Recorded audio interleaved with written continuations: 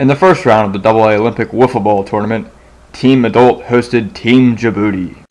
Team Adult was by far the oldest team in the field of four and featured the only 3 adults participating in the tournament.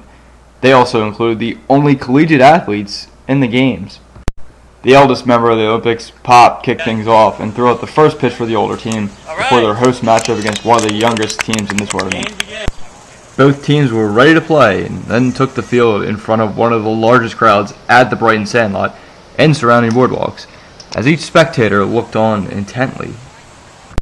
From the start, it became obvious that this would be a pitcher's duel, as each team struggled to put multiple hit innings together. Each side also struggled in the clutch, as both teams were 0 for the entire game with men in scoring position. Defensive plays were made early on, as each team tried to limit the number of outs they gave away. One missed play could be the difference.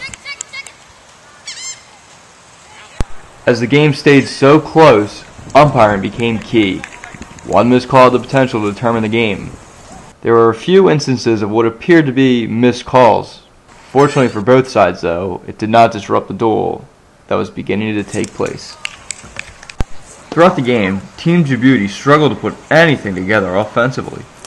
They did not threaten to score for most of the game, as steady pitcher Dade and adults kept them lifeless, and when needed to, made plays to keep them off the board. Their one and only real chance to rally for runs came in the top of the 6th inning when the game remained scoreless. Lauren Angelina stood in with runners on second and third and first base open. Dade decided to take a chance and challenge her, though, with Doc Jones waiting on deck, and got a big strikeout to keep them off the board.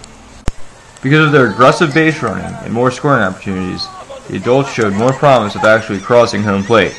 Still, after Djibouti recorded a fielder's choice in the adult half of the 6th, the game remained scoreless, and it was time for free baseball. One more round of zeros were put up in the 7th, and in the bottom of the 8th, Chase led off with a single. Needing to put the ball in play in order to make something happen, Caroline did just that. The one costly mistake each team dreaded was made when Kami's throw sailed into right center trying to get the lead runner. Although obstructed by shortstop Doc Jones, Chase eluded him and raced home, sliding around the catcher to score. It was time to walk off at Brighton. The adults came away victorious in their first game of the tournament using pitching and defense, and they looked to carry the momentum through the rest of their gold medal quest.